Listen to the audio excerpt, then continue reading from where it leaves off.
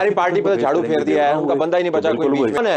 अच्छा पंजाब में कौन है मुझे बताएं जरा, मुझे बताएं ना कौन है वो जो जेल में बैठा हुआ है, उसका नाम आपने दिया है। अस्सलाम वालेकुम नाजरीन कराम, मैं हूं अब्दुल बासित स्वाति और आप देख रहे हैं मेरा डिजिटल चैनल।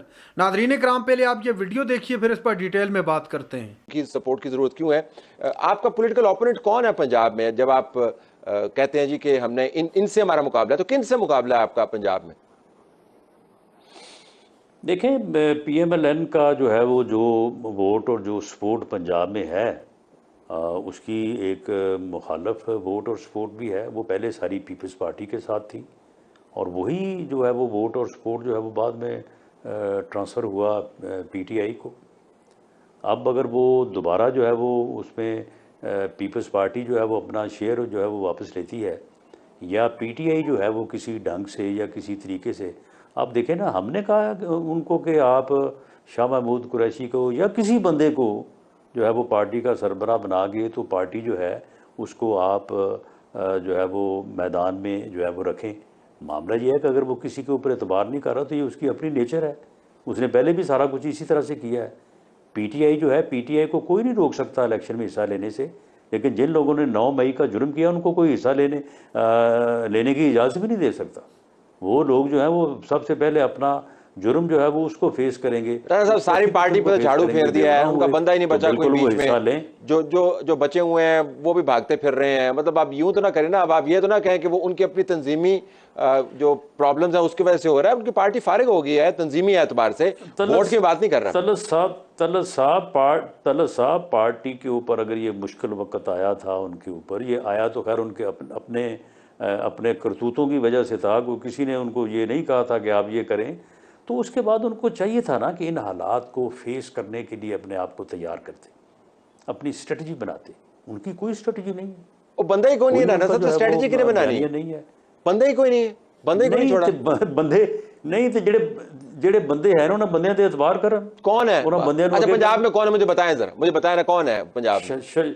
नहीं, शाह महमूद कुरैशी करीब 2 महीने जो है वो टकरे मारता रहा, लेकिन उन्होंने उसके ऊपर एतबार तो क्या, बल्कि वो साइफर केस में फंसा हुआ है। शाह महमूद कुरैशी तो साइफर केस में फंसा हुआ है। केस इसका एतबार नहीं करना, वो तो बाद में फंसा ना वो।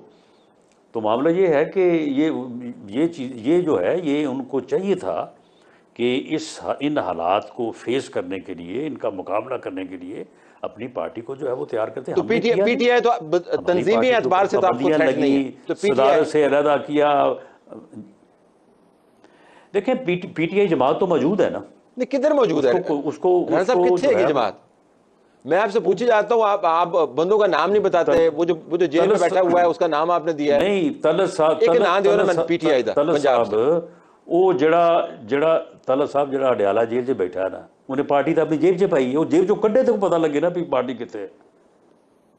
उसने जेब में डाली हुई है पार्टी और जेल में बैठा है।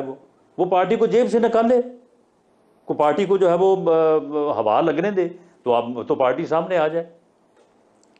तो मामला ये है कि ये बहरहाल ये को मुझे उसे मशवरा देने की या इतनी हमदर्दी करने की ज़रूरत नहीं है।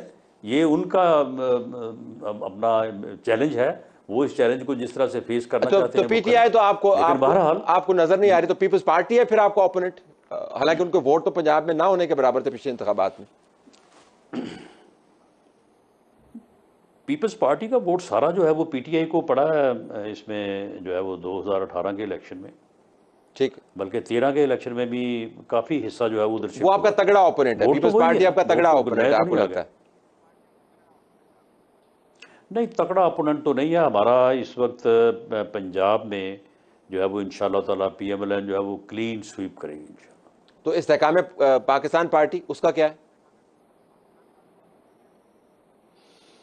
देखें जी, इस्तेकाम वाले जो है वो भी, उनके पास भी कुछ इलेक्टेबल्स हैं। वो भी अपने तौर पे जो है वो मुस्तकबिल की कम अज़ कम क्यू लीग बनने की भरपूर कोशिश कर रहे हैं।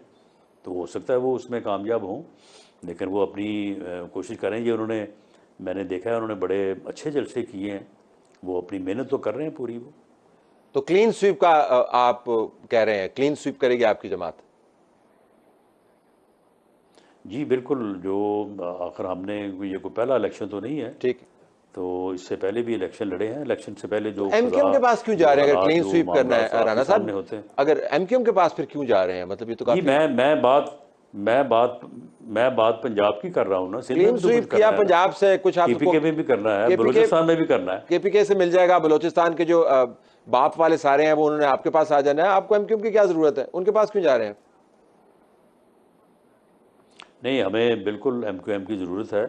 और मैं ये बात आपके सामने रखना चाहूँगा कि एमक्यूएम की जो मौजूदा क़यादत है, जब ये वोट ऑफ नो कॉन्फिडेंस का मामला हो रहा था, ये वह जमात थी कि जिन्होंने अपने मुतालबात सामने रखे, अपने लोगों की वेलफेयर के लिए जो लेजिस्लेशन, जो दूसरे इक़दामात ये इनके मंशूर में हैं या जिनको ये रिज़ॉल्व करना चाहते हैं वो सामने रखे। उनके ऊपर बड़ी डिटेल में जाके जो है वो हमारे साथ मुज़ाकरात किए। फिर उसके बाद एक बाकायदा इन राइटिंग मुआहदा किया। उस मुआहदे के सिग्नेटरी हैं सारी पार्टियाँ, JUI भी, बल्कि मौलाना फजल रहमान और आसफ अली जरदारी साहब और बिलावल भुट्टो जरदारी साहब और मियाँ शहबाज शरीफ साहब उसके सेक्रेटरी हैं उसके।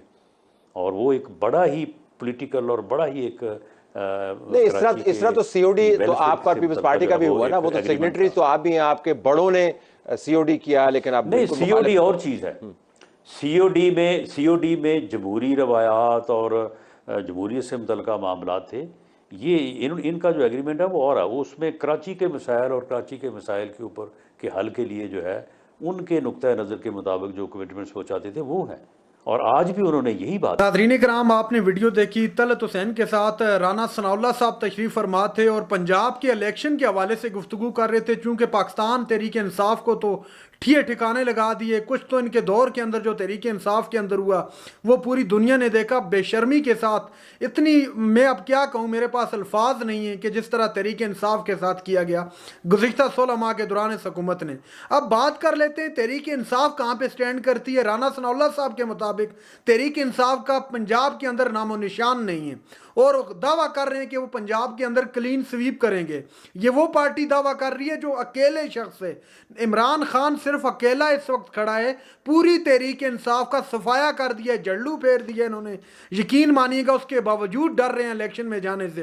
पहले इन्होंने बहुत कोशिश की ताकि इलेक्शन में न जाना पड़े, लेकिन जब सुप्रीम कोर्ट ऑफ पाकिस्तान ने मजबूर किया कि आप इलेक्शन की डेट अनाउंस करें, साथ में IMF ने भी चूंकि इस शर्त पे इनको किस्त रिलीज की थी कि आपने इलेक्शन अनाउंस करने होंगे, तो उसके बावजूद अब भी जो है इनको डर लगा है कि कहीं इमरान खान की पार्टी दोबारा से आकर इलेक्शन में अगर जोर शोर से हिस्सा लेगी तो तहरीक इंसाफ जीत जाएगी। तो अब भी गिरफ्तारियों का सिलसिला जारी है, वो थमा नहीं है। और अभी ये कह रहे जी कि अभी शाह महमूद कुरैशी को कमान दे देनी थी, फवाद चौधरी को दे देनी थी, तो जनाब उनको तब मिलती कमान जब वो खुद फील्ड के अंदर होते, खुद ग्राउंड में मौजूद होते।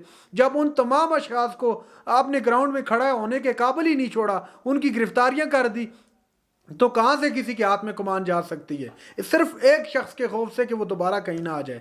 नाज़रीन इकराम, ये थी आज की हमारी वीडियो। चैनल पर जो नए चैनल को सब्सक्राइब कर लें। अगली वीडियो तक के लिए अल्लाह हाफिज़।